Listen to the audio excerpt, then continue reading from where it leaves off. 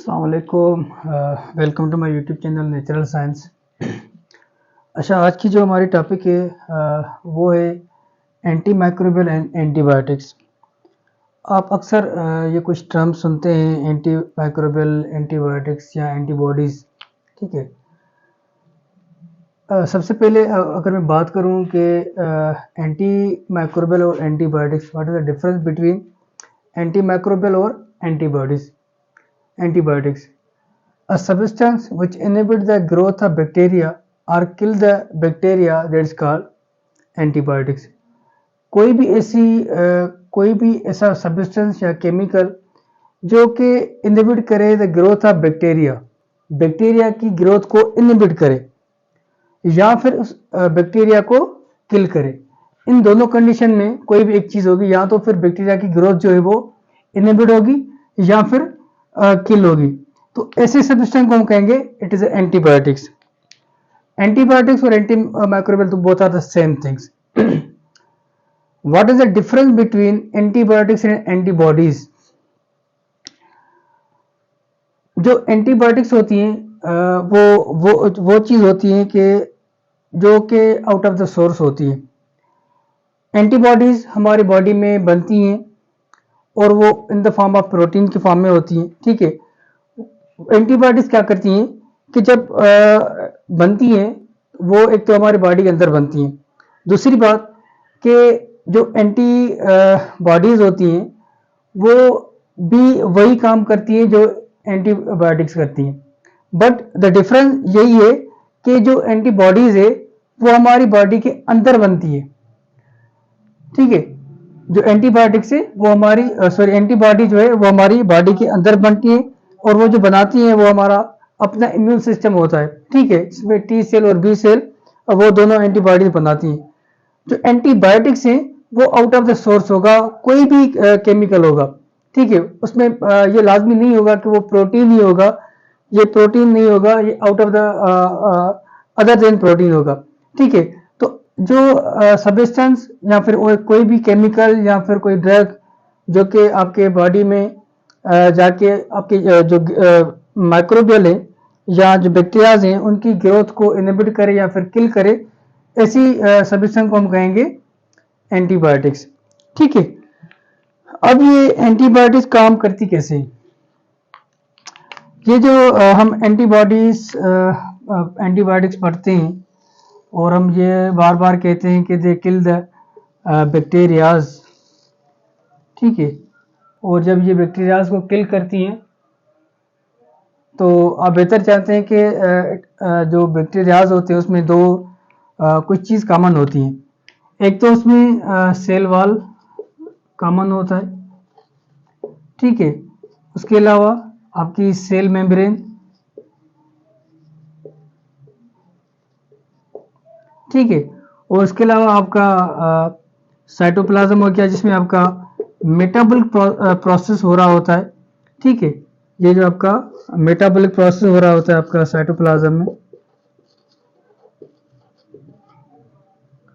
और उसके अलावा जो आपकी जेनेटिक मटेरियल होता है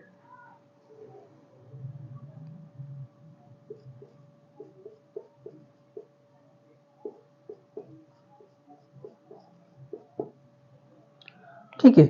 तो ये जो चार चीज़ें मेन होती हैं जिस पे आपकी एंटीबायोटिक्स काम करती हैं। ठीक है। एक आपका मेटाबॉलिक प्रोसेस हो गया, सेल वॉल हो गया, सेल मेम्ब्रेन हो गया, और आपका डीएनए आरएनए जिसको हम जेनेटिक मटेरियल कहते हैं। अब जो एंटीबॉडीज जो होती हैं उनका एक अपना स्पेसिफिक काम होता है। ठीक है। अब वो काम क्या होगा कि कुछ एंटीबॉडीज ऐसी होंगी जो कि काम करेंगी सिर्फ और सिर्फ आपके सेल वॉल पे। ठीक है। क्या करेंगी? सिर्फ और सिर्फ सेल वॉल पे जाके काम करेंगी। और जो सेल वॉल जब फॉर्मेशन हो रही होती है तो उसकी ब्लॉकिंग करवाती है। ठीक है। जब सेल वॉल की ब्लॉकेज हो जाएगी तो ये सेल वॉल जो है वो आपका टूट जाएगा। तो जब सेल वॉल ही टूट जाएगा तो जो बैक्टीरिया की स्ट्रक्चर है या जो बैक्टीरिया है वो बैक्टीरिया नहीं रहेगा, वो किल हो जाएगा। ठीक है। एक ये कंडीशन हो सकती है।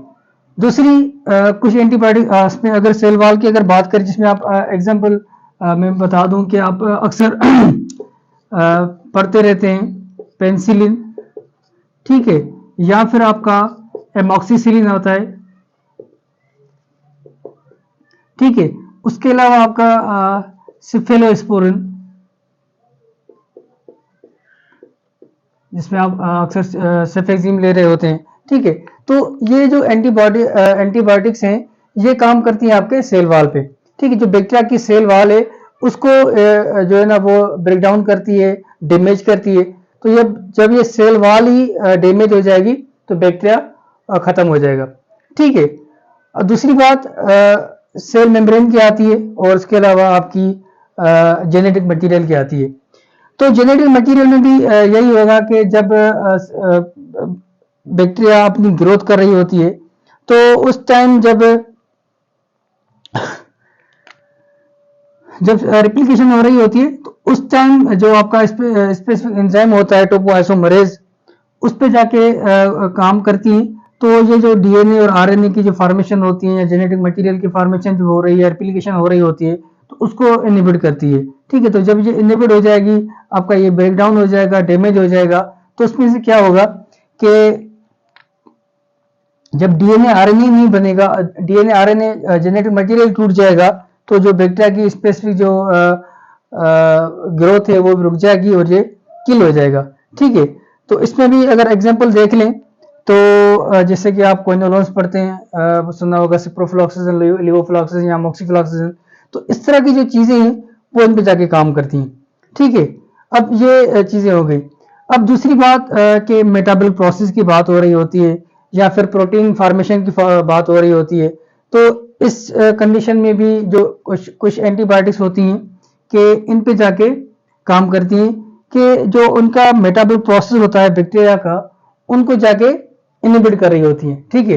तो जब ये पूरा का पूरा मेटाबॉलिक प्रोसेस उसका बैक्टीरिया का रुक जाएगा, ठीक है, तो बैक्टीरिया को प्रॉपर एनर्जी नहीं मिलेगी, ठीक है। जब प्रॉपर एनर्जी नहीं मिलेगी तो फिर क्या होगा कि बैक्टीरिया जो है ना वो किल हो जाएगा या उसकी ग्रोथ रुक जाएगी, ठीक है। इसी तरह से जो सेल मेम्ब्रेन है, सेल मेम्ब्रेन में भी जो प्रोटीन फॉर्मेशन हो रही होती है, ठीक है, तो वो भी इनहिबिट हो जाएगी। तो इस तरह से वो जो सेल मेम्ब्रेन है वो भी टूट जाएगा और उसकी भी जो बैक्टीरिया की जो ग्रोथ है वो रुक जाएगी, ठीक है। तो ये चार चीजें होती हैं मेन आपकी, जिसपे आपकी एंटीबायोटिक्स काम कर रही होती हैं। एक तो या फिर सेल वॉल पे काम करेंगी, या फिर सेल मेम्ब्रेन पे काम करेंगी, या फिर आरएनए पे डीएनए पे काम करेंगी, या फिर आपका जो मेटाबॉलिक प्रोसेस होता है उसमें जाके काम करेंगी, ताकि जो बैक्टीरिया की ग्रोथ है या फिर बैक्टीरिया जो है ना वो किल हो जाए, दोनों कंडीशन होंगी। या फिर बैक्टीरिया किल होगा या फिर बैक्टीरिया की जो ग्रोथ है वो रुक जाएगी। जब बैक्टीरिया की ग्रोथ रुक जाएगी तो उसमें क्या होता है, मैं बताता हूँ। जो एंटीबायोटिक्स होती हैं उनके दो टाइप्स होते हैं, दो मेन टाइप होते हैं, आपने अक्सर सुना भी होगा। एक आपका आता है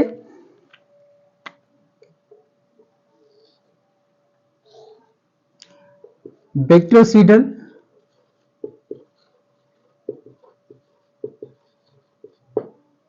और उसके अलावा आपका बैक्टीरियोस्टेटिक्स,